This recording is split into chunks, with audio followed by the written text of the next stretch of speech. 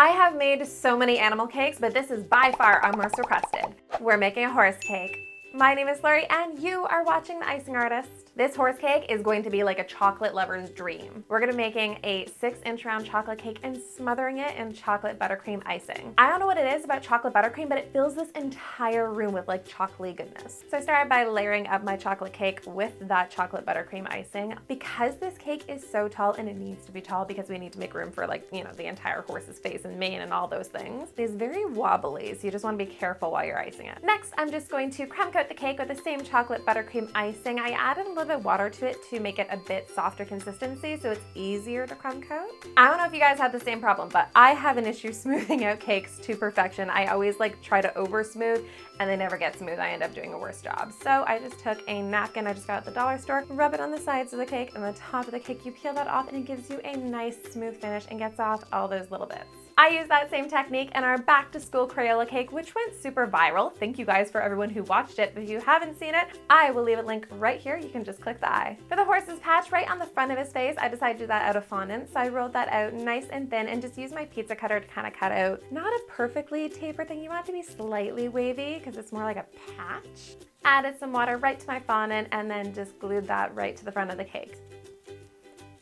Next up is Mr. Horsey's snout. So I just took some ivory fondant. I decided to mold this with my hands instead of cutting it out of fondant. So it kind of dipped in the center and molded around the sides. Then for his, you know, nostrils, I hate that word, but that's what it is. But for his nose things, I just rolled out little balls of fondant and then squished those down using my balling tool and glued that on using some water.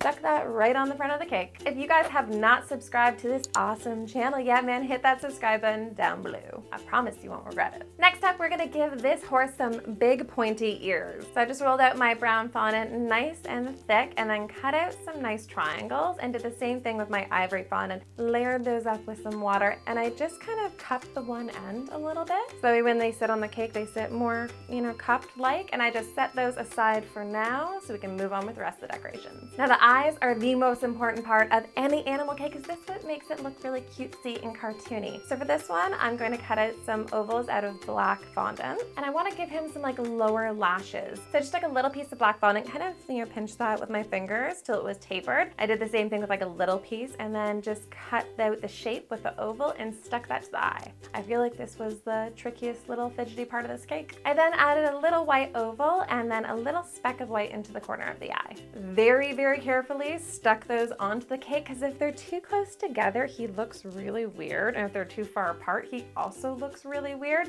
So there's a happy balance there. And lastly, my favorite part of this cake is that chocolatey mane. I used 3 different colors of chocolate buttercream to make this cake. And I adjusted the color just by adding different amounts of cocoa powder when I was making it and a little bit of red food coloring to the chocolate that I iced the cake with.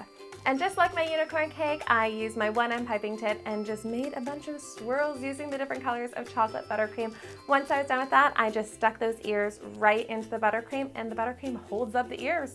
Thank you so much everyone who requests this cake. I have been wanting to do it for so long. I love the chocolatiness of it. It looks absolutely delicious. Let me know if there's another animal that you guys want to see me make into cake in the comment section below. Man, like flood it with animal emojis. I want to see all those animals down there. Of course, guys, don't forget to come back here again next week so we can make something else to cake. Maybe another animal. Bye, guys.